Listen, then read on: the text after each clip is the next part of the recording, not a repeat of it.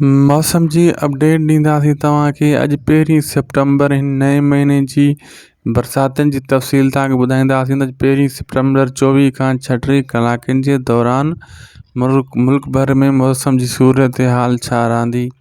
मौसम खां बाख़बर रहण जे लाइ असांजे यूट्यूब चैनल शाहिद खोसो वीलॉग खे सब्सक्राइब करे छॾियो ऐं बेल आइकन खे ऑल ते करे। अगर ही वीडियो फेसबुक पेज ते ॾिसी रहिया आहियो त महिरबानी करे इन खे फॉलो लाइक इन वीडियो खे अॻिते ज़रूरु शेयर कंदा जीअं कंहिं ॿिए खे बि मौसम जी अपडेट मिली सघे।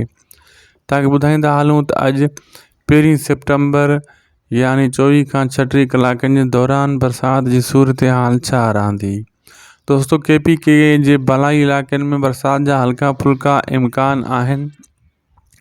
बाक़ी पंजाब सॼे में मौसम गर्म ऐं मरतूब रहंदो रोज़ाना जीअं, ऐं बलूचिस्तान में भी मौसम गर्म ऐं मरतूब रहंदो। अगर थी त बरसात वधि में वधि ग्वादर जे इलाइक़े में हल्की फुल्की बरसात थी सघे थी।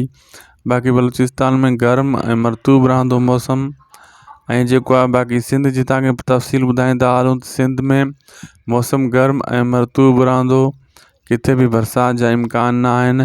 अगर थी त बरसात वधि में वधि सिंध जे साहिली पटनि ऐं कराची शहर जे मथां हल्का फुल्का तव्हांखे बादल नज़र ईंदा। बाक़ी किथे भी बरसात जा इम्कान न आहिनि। सिंध, बलूचिस्तान ऐं पंजाब ऐं KPK में मौसम साॻी सूरत हाल रहंदी। KP जे भलाई इलाइक़नि में जेको आहे न कुझु न कुझु किथे बरसात थी सघे थी।